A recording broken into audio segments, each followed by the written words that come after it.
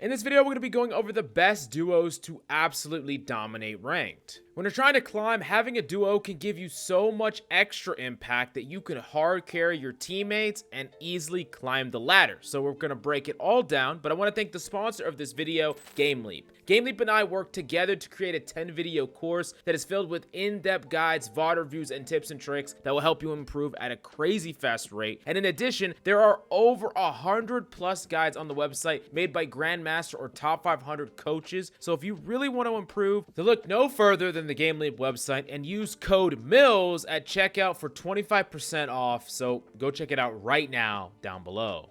Now, the first duo that we actually got to talk about is the obvious one, but incredibly powerful, and it's Genji plus Anna. Now, this duo is insane for a lot of reasons. At the top of the list is Nanoblade, which allows Genji to not only be more survivable, but now he gets to execute a slash dash combo that one-taps any squishy character in the game. And then you just get to kind of combo off and kill the entire enemy team, and being able to combo these ultimates together very often means that you have a definitive win condition for team fights, and there will be a lot of situations where you're losing a fight and then you nanoblade in and you just turn the entire fight. Now, if you are trying to set up this combo, what's important is making sure that both of you are trying to track things that can shut down the nanoblade. Things like sleep, flower from Kiriko, ultimates like grab that could grab the Genji. You gotta try and force out certain abilities together and also track them together for more successful blades over time.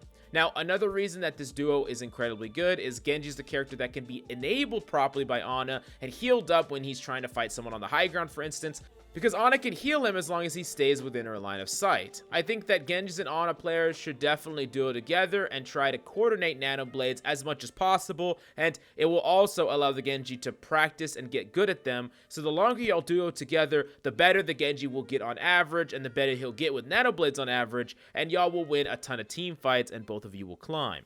The next combo that I actually got to talk about is Kiriko and Roadhog, and this is a very interesting combo because I think it's one of the best to solo carry you if you want to get to the diamond rank. This can be unstoppable. You get a Roadhog that can hit decent amount of hooks, and you get a Kiriko that conserves her resources to bail the hog out of danger, and together, y'all can just completely dominate. If a Roadhog gets a pick off and someone tries to punish the Roadhog, Kiriko can fly in, bail the Roadhog out, and then often y'all are going to be able to get another kill. On top of that, if Roadhog ever gets slept or naded, Kiriko can bail that out. And even more than that is Kiriko Rush with Whole Hog is like a team fight winning combo. The character combo just works really, really well together. Now, that being said, how good this combo is gonna be really depends on how good the Roadhog is. Like, if the Roadhog isn't worth bailing out consistently and enabling consistently because the Roadhog is incapable of hitting hooks or getting any value,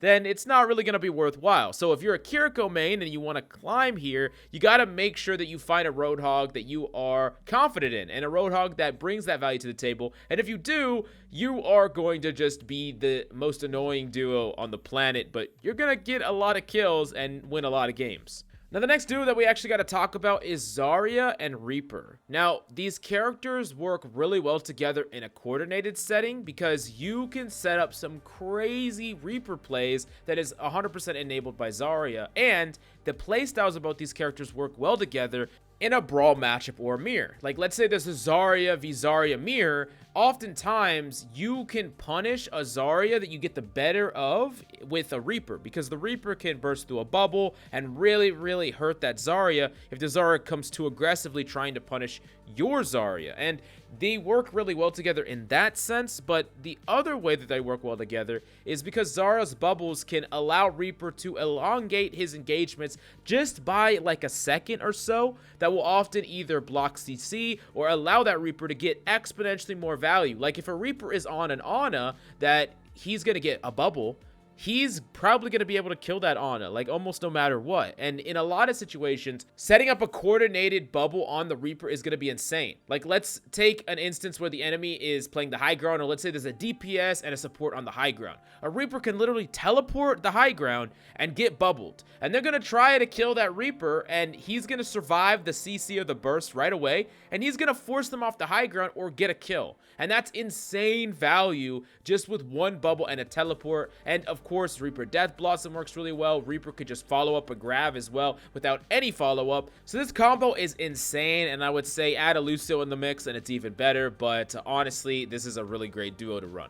Now, the next character combo that we got to talk about is actually Zen Tracer. Now, unfortunately, Zen will not be bailed out or peeled for by Tracer that often. But oftentimes, if a Zen actually hits a target and discords that target, Tracer is the perfect character to follow up on these targets. And I think that Zen and Tracer work incredibly well together because Tracer can basically focus very, very specifically on like a backline target that the Zen discords. Oftentimes, if there's a huge front line and the Zen discords like the support in the back line, that's not really that helpful because a lot of characters aren't going to be able to deal damage to that person. Now, if it's a Tracer, the Tracer could go in and try to make these plays on a discorded target, and you can easily kill like an Anna. If an Anna's scoped in and she's discorded, very, very easy duel. You could burst her out of nowhere. On top of that, there are a lot of tanks that if they're out of position, like Winston, a Tracer can actually just push through his bubble and kill the Winston. So there's a lot of really cool synergies here based on efficiency, and you make that Tracer so much more lethal that she kind of just gets to clean up, right? There's a couple things, though, you got to consider. The Zen still has to be good and position well, so the Zen stays alive as long as possible, and that discord value is there for as long as possible. And the Tracer still has to be a good Tracer, but together you could do so much more than you can apart, and I think it's a really good duo because of that point.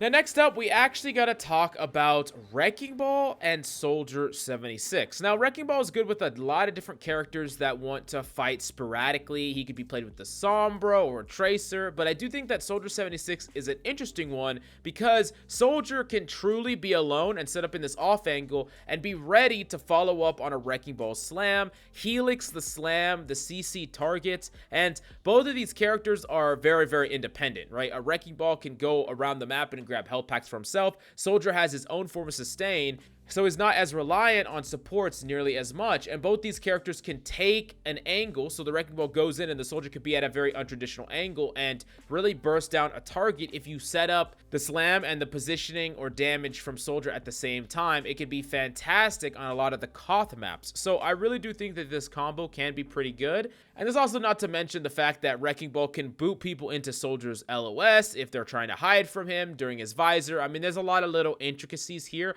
but mainly from a playstyle point of view and an effectiveness point of view, these characters are great for solo queue because they don't really rely on much of anything in order to get things done together.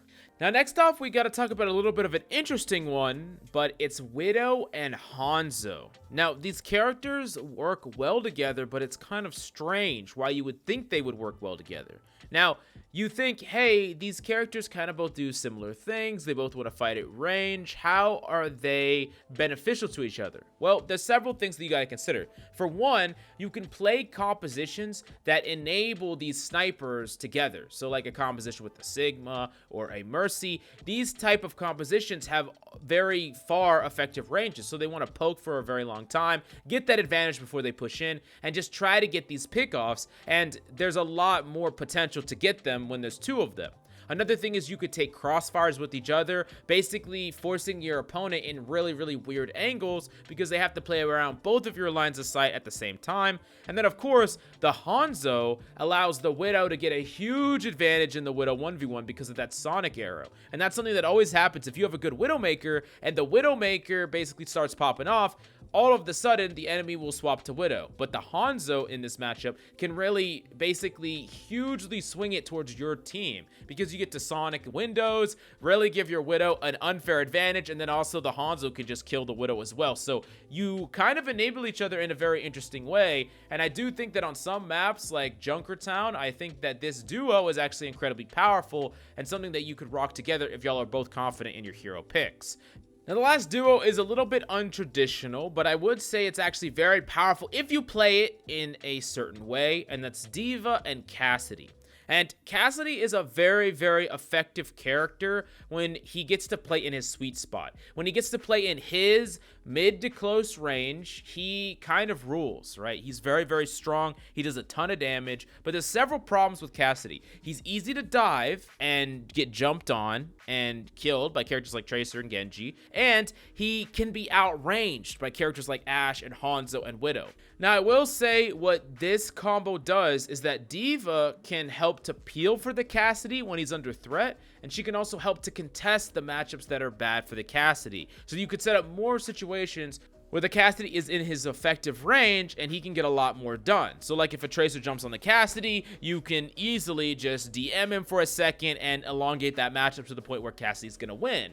In addition to that, if there's an Ashe in the high ground window, a Cassidy could do a body shot, or you could just contest that window while the Cassidy is moving through open space. This is a little bit of an untraditional combo, but I do think that a lot of the weaknesses that Cassidy has can be denied because of a Diva that is playing a pretty peel and enable heavy style. Now, if you're going for like a traditional dive Diva and you want to work with your Cassidy, it's not going to work really well, right? The idea here is that you're enabling your Cassidy and allowing the Cassidy to do what he does best, which is dominate in those close to mid-range fights, and that's really where you're going to kind of shine with this combo. Now, there are actually a ton of duos that you can play that synergize very well together as long as you incorporate strategies that aid each other. The most important thing is that you are talking and communicating, trying to set up combos when you can, cover up each other's weaknesses while enabling each other's strengths. But if you have any duos that you love, let me know them in the comments down below. Thank you so much for coming by. I hope you enjoyed that video, and I'll see you next time.